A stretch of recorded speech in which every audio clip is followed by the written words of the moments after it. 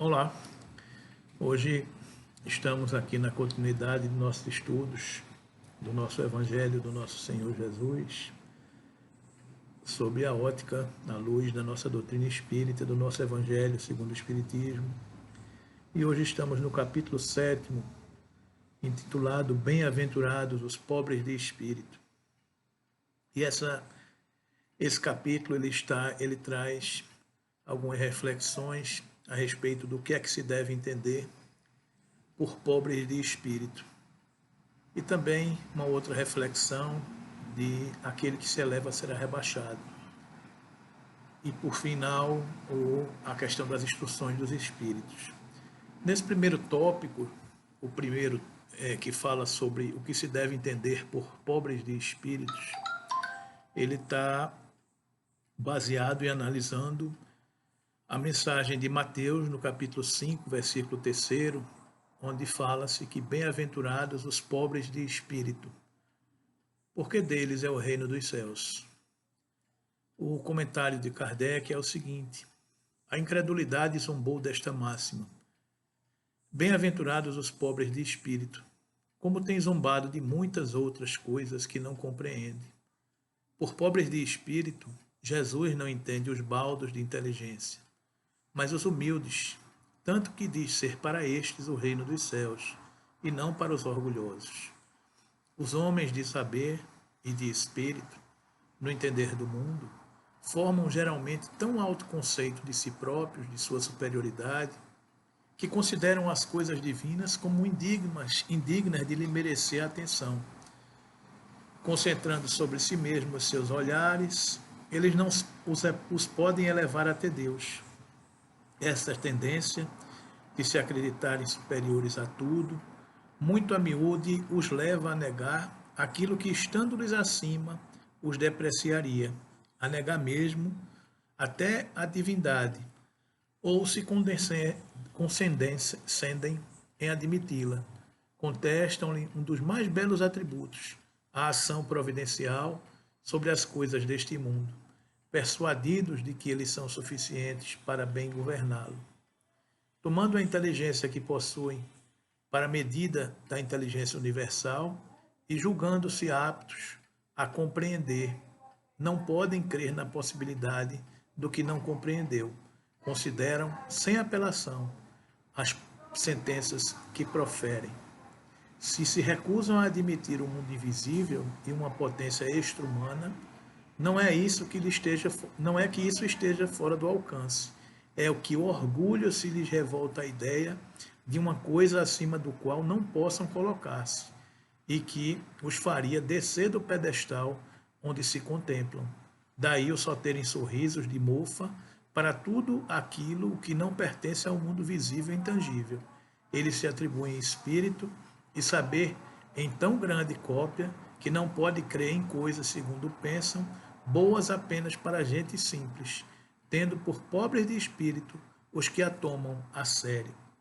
Dizendo que o reino dos céus é dos simples, quis Jesus significar que a ninguém é concedida a entrada nesse reino sem a simplicidade de coração e a humildade do espírito, que o ignorante possuidor dessas qualidades será preferido ao sábio, que mais crê em si do que em Deus. Em todas as circunstâncias, Jesus põe a humildade na categoria das virtudes que aproximam de Deus e o orgulho entre os vícios que dele afastam a criatura. E isso por uma razão muito natural, a de ser a humildade um ato de submissão a Deus, ao passo que o orgulho é a revolta contra ele. Mais vale, pois, que o homem, para a felicidade do seu futuro, seja pobre em espírito, conforme o entende o mundo, e rico em qualidades morais. Então é isso, queridos amigos, a gente tem que ter muito cuidado com essa questão do orgulho, da vaidade. A gente tem que ser subserviente, entender a grandiosidade de Deus e sermos humildes diante de tanta grandeza que nos rodeia, que nos assiste. Precisamos encontrar a dimensão do nosso tamanho, da nossa capacidade e sermos aqueles que não sermos aqueles que se elevam, porque esses serão rebaixados. Que é como narra essa bela passagem do Evangelho, que na sequência ele traz em Mateus, capítulo 18, versículo de 1 a 5, quando ele nos diz: por essa ocasião, os discípulos se aproximaram de Jesus e lhe perguntaram: quem é o maior no reino dos céus? Jesus, chamado a si um menino, o colocou no meio deles e respondeu: digo-vos em verdade que se não vos converterdes e tornares quais crianças, não entrarei no reino dos céus. Aquele, portanto, que se humilhar e se tornar pequeno, como esta criança, será o maior do reino dos céus. E aquele que recebe em meu nome a uma criança, tal como acabo de dizer, é a mim mesmo que recebe. E ainda em Mateus, no capítulo 20, versículo 20 a 28, ele nos traz: então a mãe dos filhos de Zebedeu se aproximou dele com seus 2 filhos e o adorou, dando a entender que lhe queria pedir alguma coisa. Disse-lhe ele: que queres? Manda, disse ela, que estes meus 2 filhos tenham assento no teu reino, um à tua direita e o outro à tua esquerda. Mas Jesus respondeu: não sabes o que pedes. Podeis vós ambos beber o cálice que eu vou beber? Eles responderam: podemos. Jesus lhes replicou: é certo que bebereis o cálice que eu beber, mas pelo que respeita a vos sentardes à minha direita ou à minha esquerda, não cabe a mim vos conceder.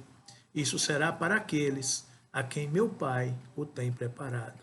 Ouvindo isso, os 10 outros apóstolos se encheram de indignação contra os 2 irmãos. Jesus, chamando-os para perto de si, lhes disse: sabeis que os príncipes das nações as dominam e que os grandes os tratam com império. Assim não deve ser entre vós, ao contrário. Aquele que quiser tornar-se o maior, seja vosso servo, e aquele que quiser ser o primeiro entre vós, seja vosso escravo. Do mesmo modo que o Filho do Homem não veio para ser servido, mas veio para servir e dar a vida pela redenção de muitos. E ainda uma passagem do Evangelho, esta em Lucas, capítulo 14, versículos de 1 a 7 de 7 a 11, diz o seguinte: Jesus entrou em um dia de sábado na casa de um dos principais fariseus para fazer a sua refeição. Os que lá estavam o observaram. Então, notando que os convidados escolhiam os primeiros lugares, propôs-lhe uma parábola, dizendo: quando fordes convidados para bodas, não tomeis o primeiro lugar, para que não suceda que, havendo entre os convidados uma pessoa mais considerada do que vós, aquele que vos haja convidado venha dizer-vos: dai o vosso lugar a este, e vos vejais constrangidos a ocupar, cheio de vergonha, o último lugar. Quando fordes convidados, ide colocar-vos no último lugar, a fim de que, quando aquele que vos convidou chegar, vos diga: meu amigo, venha mais para cima. Isso então será para vós um motivo de glória diante de todos os que estiverem convosco à mesa. Porquanto todo aquele que se eleva será rebaixado, e todo aquele que se abaixa será elevado. Estas máximas decorrem do princípio de humildade que Jesus não cessa de apresentar como condição essencial da felicidade prometida aos eleitos do Senhor, e que formulou assim: bem-aventurados os pobres de espírito, pois que o reino dos céus lhe pertence. Ele toma uma criança como um tipo de simplicidade de coração e diz: será o maior no reino dos céus aquele que se humilhar e se fizer pequeno como uma criança, isto é, que nenhuma pretensão alimentar a superioridade ou a infalibilidade. A mesma ideia fundamental se nos depara nesta outra máxima: seja vosso servidor aquele que quiser tornar-se o maior, e nesta outra: aquele que se humilhar será exaltado, e aquele que se elevar será rebaixado. O Espiritismo sanciona pelo exemplo a teoria, mostrando-nos na posição de grandes no mundo dos espíritos os que eram pequenos na terra, e bem pequenos muitas vezes os que na terra eram os maiores e os mais poderosos. É que os primeiros, ao morrerem, levaram consigo aquilo que faz a verdadeira grandeza no céu e que não se pode perder nunca: as virtudes ao passo que os outros tiveram de deixar aquilo que lhe constituía a grandeza terrena e que não leva para outra vida, a riqueza, os títulos, a glória, a nobreza do nascimento. Nada mais possuindo senão isso, chegam ao outro mundo privados de tudo, como náufragos que tudo perderam, até as próprias roupas, conservam apenas o orgulho que mais humilhante lhes torna a nova posição, porquanto veem colocados acima de si e resplandecentes de glória o que eles na terra espezinharam. O Espiritismo aponta-nos outra aplicação do mesmo princípio nas encarnações sucessivas, mediante as quais o que numa existência ocuparam as mais elevadas posições, descem em existência seguinte as mais ínfimas condições, desde que tenham dominado o orgulho e a ambição. Não procureis, pois, na terra os primeiros lugares, nem vos colocar acima dos outros, se não quiserdes ser obrigados a descer. Buscai, ao contrário, o lugar mais humilde e mais modesto, porquanto Deus saberá dar-vos um mais elevado no céu, se o merecerdes.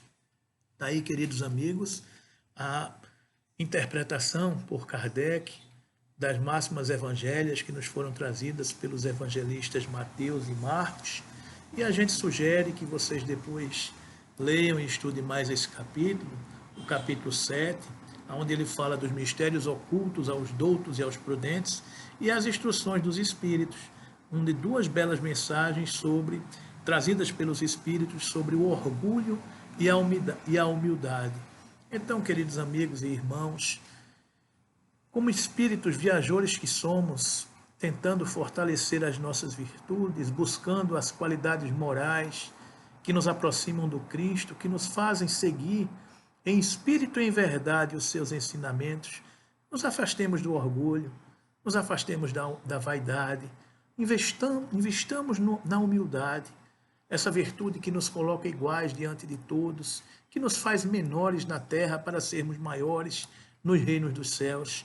Não falemos das nossas qualidades, deixai que o mundo as perceba, não saiamos cantando nos cantos que somos isso ou somos aquilo. Somos filhos de Deus iguais, todos iguais, diante das oportunidades que a vida nos oferece.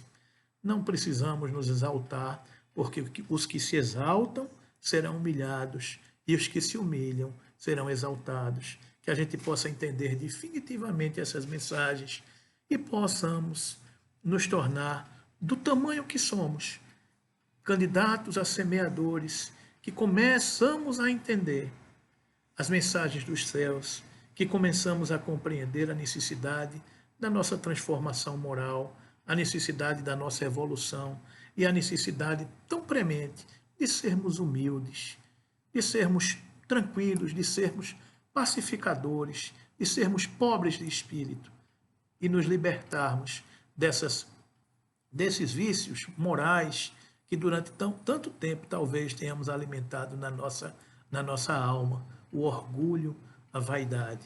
Sejamos todos humildes, como Jesus nos ensinou. Que a paz e o amor do Mestre Nazareno permaneça conosco hoje, agora e sempre.